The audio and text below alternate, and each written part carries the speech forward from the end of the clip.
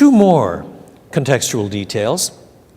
If you were here this morning, I reminded you that from Luke 9:51 on, we begin what is sometimes called Luke's travel narrative. That is, from Luke 9:51 on all the way to chapter 19, Jesus is described as on his way to Jerusalem and to the cross, to his suffering, to his torment, and then to his resurrection, which has the effect from a literary point of view, from the point of view of how this book is put together, it has the effect of saying all of this takes place on the way to the cross.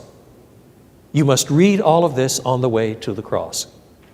That includes the parable of the rich man and Lazarus.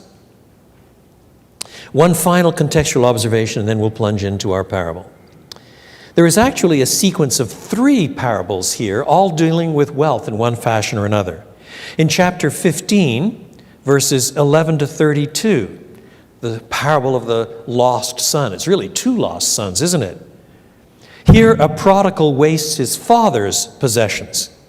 Then at the beginning of chapter 16, the shrewd manager, the dishonest servant, a dishonest servant wastes his master's possessions.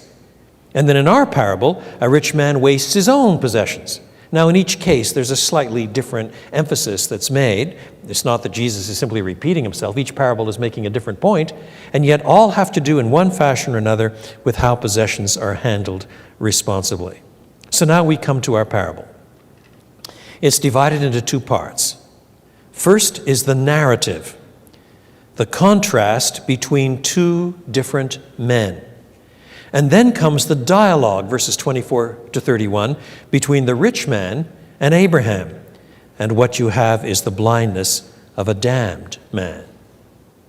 First of all, then, the narrative itself, a contrast between 2 different men, verses 19 to 23. The narrative is quite simple. You're exposed to the rich man who in life is absorbed in sumptuous living. Then Lazarus in life, poor and weak and indigent. Then in the next life, Lazarus, who is now enjoying incalculable blessing, and the rich man who is now in pain. So it's the rich man, Lazarus, Lazarus, the rich man.